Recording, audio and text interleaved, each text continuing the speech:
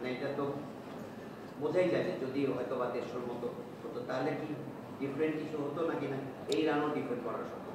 না আসলে অনেক ডিসঅ্যাপয়েন্টিং যে প্রথম 10 ওভারে 83 ফর 1 ছিল, পরের শেষের 10 ওভারে মাত্র 42 রান হয়েছে 9 উইকেট থাকা সত্ত্বেও। এটা আসলে ডিসঅ্যাপয়েন্টিং, এবং যদি 20-25টা রান বেশি হইতো ডিফারেন্ট স্টোরি হইতো। কিন্তু দেখেন 125-এও ওদের 19 ওভার পর্যন্ত খেলতে হয়েছে। তো আসলে 125 রান টি-20 ক্রিকেটে ভেরি ডিফিকাল্ট। তাও আমরা চেষ্টা করছি, ফাইট করছি, কিন্তু মানে যতগুলা ম্যাচই খেললাম আমরা বেশ কিছু ম্যাচে ভালো শুরু করেও ব্যাটিং বিপর্যয়ের জন্য হারতেছি। এটা আসলে একটু হতাশাজনক। ব্যাটিং রেগুলারই আসলে ব্যাটিং এ খারাপ হচ্ছে, তো অ্যাজ আ বোলার আপনি শুরুতে ভালো বোলিং করলেন, এটা আসলে আপনাদের জন্য ডিফিকাল্ট হয়ে যাচ্ছে না কন্টিনিউয়াসলি নিজেদের ওই মোমেন্টামটা ধরে রাখা, মোরালটা ধরে রাখা, যে যখন ব্যাটসম্যানরা কন্টিনিউয়াসলি করছে? জি আসলে দেখেন বিদেশি যারাই আসছে তাদেরও কিন্তু রেপুটেশন আছে, সেই অনুযায়ী কিন্তু তারাও খেলতে পারে নাই। লোকাল ব্যাটসম্যানরা হয়তো কয়েকজন কিছু ম্যাচ কিছু ইনিংস ভালো করছে, কিন্তু ওভারঅল কিন্তু ব্যাটিংয়ে একদমই ভালো করতে পারতেছে না কেউ। আর টি-20 ক্রিকেট আসলে রান না হইলে ডিফিকাল্ট। আমরা আমাদের মতো অ্যাটাক করতেছি, শরীফুল আজকেও অসাধারণ বোলিং করেছে, আমরা সবাই চেষ্টা করছি, কিন্তু ওটাই আসলে 20-25 রান বেশি হইলে তো অন্যরকম হতো।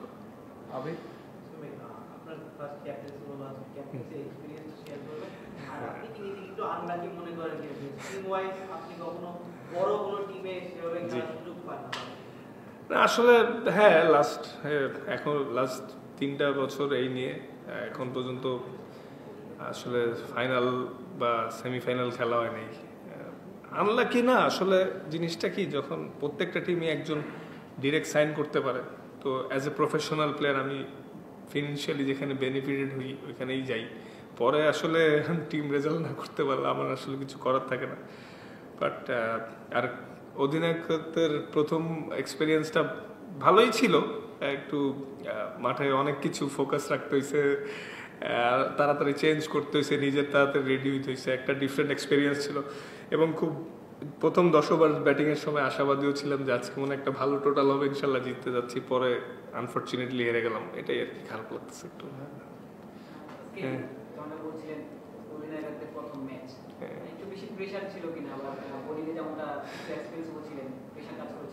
না আসলে প্রেশার তো সবসময় থাকে, জাস্ট একটা ভালো জিনিস যে অনেক দিকে ফোকাস রাখতে হয়, এবং এটা গেম অ্যাওয়ারনেস বা গেম সেন্সার বিল্ড হবে আশা করছি নিজের জন্য, ভালো ফিউচারের জন্য। আর বোলিং একটু একটু আনলাকিও ছিলাম, একটু রিদমটা পুরোপুরি পাইনি, বাট আশা করছি ঠিক হয়ে যাবে। উইকেট একটু লাখও লাগে আসলে, বাট হোপফুলি সামনে ভালো হবে। লাস্ট কোশ্চেন মাজার ভাই।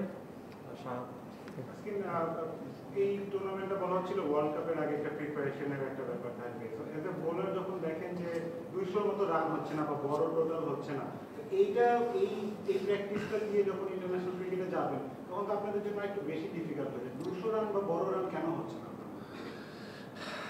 আসলে মিরপুরে উইকেট আসলে এক একদিন একরকম বিহেভ করে, এটা লাস্ট 4-5 বছর ধরেই দেখতেছি।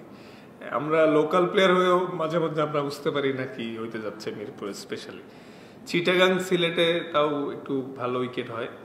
আর আমাদের টিমে তো মানে এখন পর্যন্ত আমরা ওইভাবে 150ই পার করতে পারি না এই ব্যাটিংয়ে। তো টি-20 ক্রিকেটে যদি আমরা রান না করতে পারি অনেক ডিফিকাল্ট।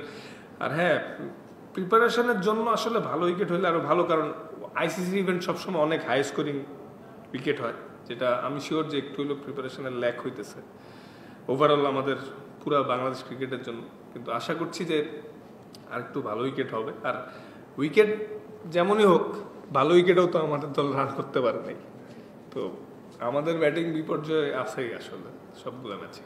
সব লাস্ট কোশ্চেন। এই বিপিএল দিয়ে আসলে আপনি ক্রিকেটে ফিরেছেন, লম্বা একটা ইয়ার মধ্যে ছিলেন, এরপর হচ্ছে আবার বাংলাদেশ সিরিজ আছে, কিন্তু টানা সিরিজটাই, তো ওই সিরিজের ব্যাপারে একটা নিউজ এসেছে যে আপনি টেস্টটা খেলতে যাচ্ছেন, সেই ব্যাপারে দুই ধরনের কথা বেরিয়েছে আসলে, যে আপনি শুধু সিরিজটা খেলতে চান না, আবার আরেকটু শোনা গেছে যে আপনি শুধু টেস্টটাই খেলতে চান।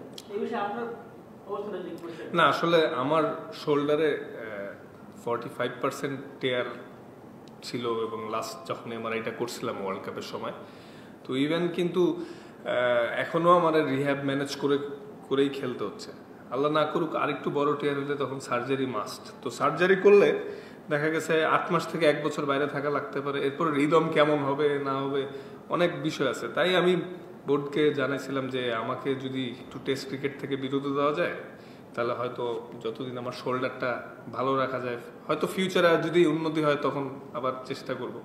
এজন্যই আসলে বলছিলাম যে টেস্ট ক্রিকেট থেকে আপাতত যদি আমাকে বিবেচনা না করা হয়, কারণ এখানে আসলে মেডিকেল টিম এবং সবার কাছে এভিডেন্স আছে, এখানে লুকানোর কিছু নাই, এজন্যই বলছিলাম। আপনি কি কোনো রিপ্লাই পেয়েছেন?